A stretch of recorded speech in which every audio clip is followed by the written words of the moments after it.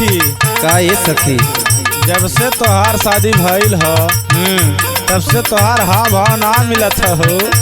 का करिए सखी, हमार बलमुआ न हमके बहुत माने न। सही में हो? हाँ। तनी साफ साफ बतावा। ला सुना। सुनावा। छोड़ी के ना हमके जाने उ बहारवा, छोड़ी के ना हमके जाने उ बहारवा, हम हई फुलवा मोरे राजा भवारवा।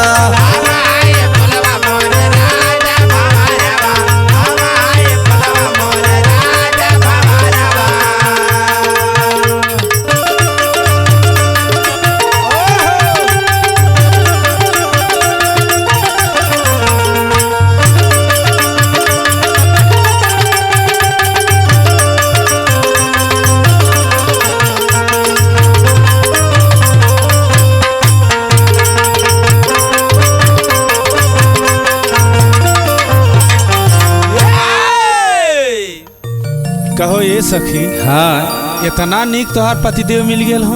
हाँ हो। ला और सुना। सुनावा। अरे आठों पहर रहे हमरे पजरमा, अरे अपने ही हाथे करे सरहो सिंगरवा, अरे निकले न दिल का बुखार से बहारवा, अरे हम हई फुलवा मोरे राजा भवारवा।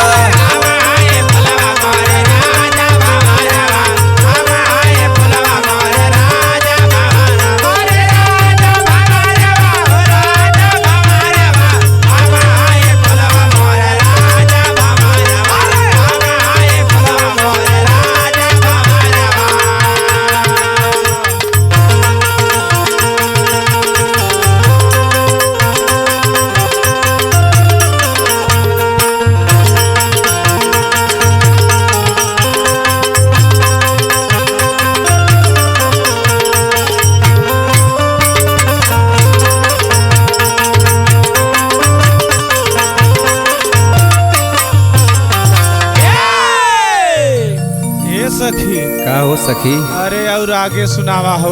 और का हमारे सुनाई सखी। जवन जवन कहिला न हमरे सैया राजा के पापा का लेके हुए न। का हो?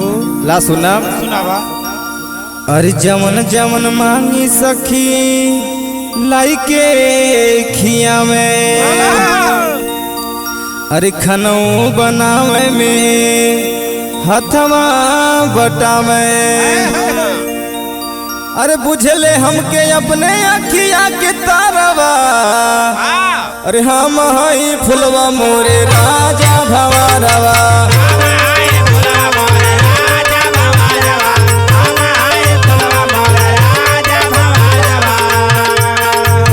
अरे राजा भवारवा हो राजा भवारवा, हम हई फुलवा मोरे राजा भवारवा।